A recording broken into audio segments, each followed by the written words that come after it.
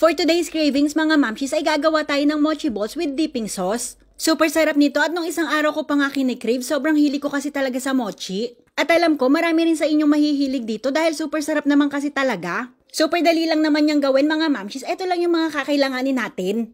Una muna syempre, meron tayo ditong glutinous rice flour o yung malagkit na bigas.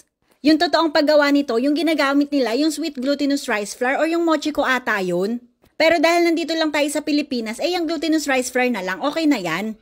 Bali yun nga pala ay 1.5 cup, tapos ito namang sugar ay 1/3 cup. Ilalagay ko naman dyan sa baba mga mamshis yung mga nagamit ko dito just in case gusto nyo rin gumawa. Tapos ito namang cocoa powder ay optional lang, pampadagdag ng flavor, pwede rin naman kasi ito na plain lang. Naglagay lang ako ng 1/4 cup dyan at ito na lahat yung ating dry ingredients. Mix lang muna natin at saka naman tayo maglalagay ng liquid. Para naman dito sa dry ingredients mga mamshis, pwedeng milk or water lang. Etong ginamit ko ay fresh milk at ang sukat naman yan ay 1.5 cup. Kapag water naman yung gagamitin ay ganun din. Or kapag evaporated milk naman ay isang lata na malaki yung tag 300 plus ml. Eto nga pala mga mamshis ay hindi pa naka-on yung heat. Bali ang gagawin natin ay pagsasama-samahin muna natin lahat ng ingredients.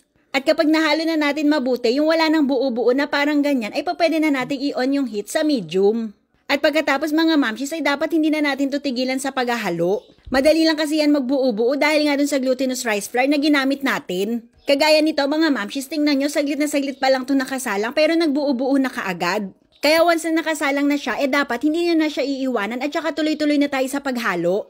Eto nga palang mixture natin ay sadyang hindi ko talaga tinamisan dahil nga maglalagay pa tayo dyan ng dipping sauce. Bali yun na yung pinaka magbibigay tamis at flavor sa kanya. Pero kung ayaw nyo naman magawa ng dipping sauce at gusto nyo yung plain na mochi lang, dagdagan nyo na lang yung sugar. Yan at malalaman nyo na okay na siya mga mamshis, yung pwede na siyang hanguin kapag ganyan na yung kanyang texture. Yung hindi na siya dumidikit sa pan at saka maganda rin kapag spatula yung ginamit nyo para hindi talaga siya naninikit pati dun sa sandok.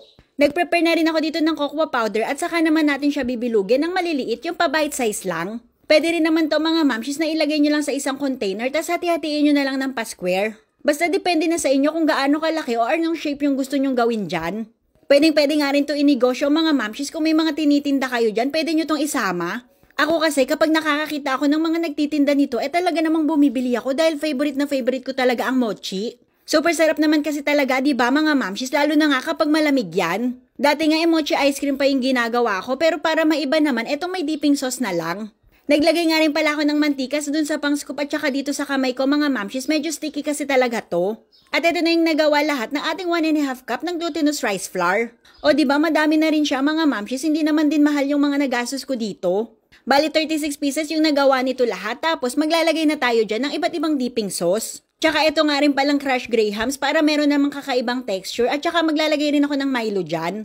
Masarap kasi itong isawsaw sa dipping sauce tapos sa mga powder na ganito. At kung meron pa kayong mga ibang flavor na gustong pagsawsawan dyan, pwedeng-pwede naman.